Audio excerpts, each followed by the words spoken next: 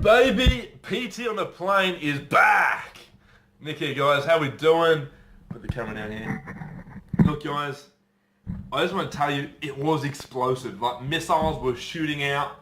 It was messy. It was legitimate. It was a legitimate crap house. Out the mouth and out the other rear end. But I'm telling you now, it was a horrific experience.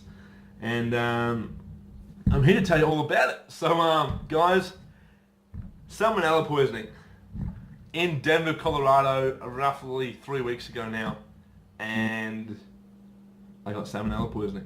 I was staying in the hostel in Denver, and I cooked some chicken.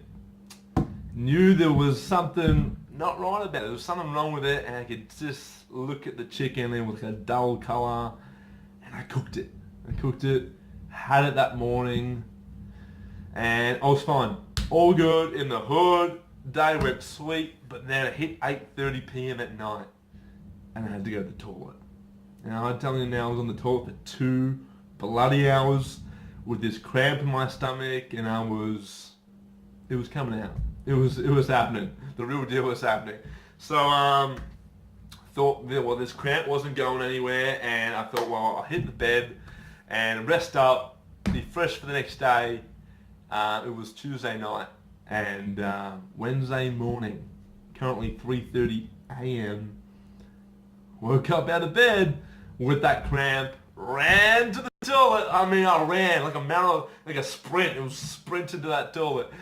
I was on my knees vomiting in that toilet. I was out there for 3 hours, vomiting, sitting down on a little couch, on a little cushiony chair out there, sipping on a little bit of water, and man, I just wasn't prepared. So walked out in my shorts and my puffy jacket and my runners, and walked across the road at like 6:45 in the morning, and it was like -14, -15 degrees to the gas station, and I bought some food, and I can't tell you guys, it took me legitimately 8 to 9 days to fully recover. I didn't do anything in those days. I flew home, I flew back to Madison on day 7, and absolutely a week from when I got it, and it was coming out still on the plane. Those poor people. Poor people. Sorry, guys. But guys, yeah, I didn't eat. I lost roughly 8 kilograms of body fluid, body weight, and it's crazy. But look, guys, I'm going to go through the foods. Just get to it. I was going to get to the foods that I had over those 8 to 9 days and how I went about it. So literally, I just drank water, and this is one of the waters. With some electrolytes. So I brought this core hydration water, a couple of bottles of them, and I was just sipping on that all day. But that I only vomited for those 3 hours out of the whole 8-9 days. But I was literally going to the toilet at least 5 times per day until I got to like Saturday, Sunday. But I had to sip on water, so I stayed hydrated, kept up those electrolytes because I was becoming dehydrated from the vomiting and from the diarrhea. I've said it, I had diarrhea, guys. Massive diarrhea, and it was coming out everywhere. So, guys, water, hydration, electrolytes is what you need. Definitely what you need. And obviously I wasn't eating because I wasn't hungry. I was on that toilet continuously. You could say my best friend for that 8 to 9 days was the toilet. Love the toilet, right? And what I ate over those 8 to 9 days was just some dry crackers. They're not the exact crackers I had, but we just had some plain salada crackers with some salt on it. Kept up the sodium intake, and obviously just a little bit of dry food to keep it flushing it out. And obviously something dry, like crackers, was a really good idea. Thank you, Mum, genius. So dry crackers, guys, is the way to happen when you have food poisoning or salmonella poisoning. By the time I got to the weekend, I started eating a little bit more. And by the time I got there, my mum always cooked me when I was sick at home was like chicken broth and rice, cream of rice sort of thing. So I found some.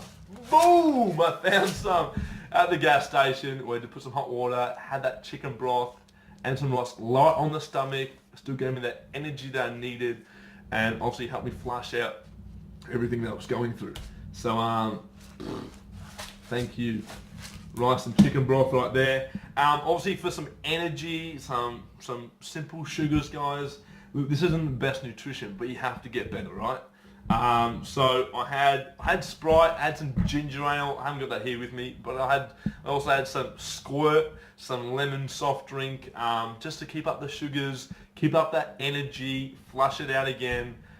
So that helped me with staying on my feet. So I had that, and obviously apples has pectin in it. Pectin helps with upset stomachs, but I didn't want the fiber. Because the fiber would have just made things terrible. So I got some apple sauce, baby. So obviously it's processed, it's broken down already. There's no fiber, barely any fiber in this. It's high in sugar, high in pectin, which helped me a lot with my upset stomach and my diarrhea. So yeah, that has kept me on top of my game. I do like it. It feels like it's baby food. Back in the day when I got spoon fed. It's good, this stuff. You should get on this if you get food poisoning. Alright? So there, 1, 2, 3, 4, 5, 6, apple, sauce. We've got some Squirt. We've got some chicken broth and rice. We've got some dry crackers. And of course, the electrolytes and water right there. So guys, they're the foods, they're the liquids I had over those 8 to 9 days of horrific diarrhea and vomiting and legit just feeling like crap. I just slept, I laid down, I had cramps. I meant like if I bent over, it was something else, and that poor person, if he or she was there, or I was in the bathroom and I couldn't control my bowels. So it was legit coming out. But hey, I'm being honest, I'm sharing this with you because I want to make sure if you go through the same, that you're prepared. So there's a little collection of food and liquids here to keep you hydrated, to keep those energy levels up, and to flush it out of the system. That's why I'm here, guys, to help you along this journey. So health is number 1, fitness is number 2, baby. We're gonna make this happen. And if you get salmonella poisoning or food poisoning in general, be prepared. This is PT on a plane. Nick speaking. Be ready, guys. Dry crackers, rice and chicken broth, apple sauce. We got some Squirt, some lemon soft drink, and of course, keep me hydrated with some water and some electrolytes. So guys, PT on the plane, baby. Hope this gives you a little bit of tips, a couple of tips there, and some information to take on that next food poisoning journey of yours. This is Nick, PT on the plane, baby. Have a great day. Catch you later.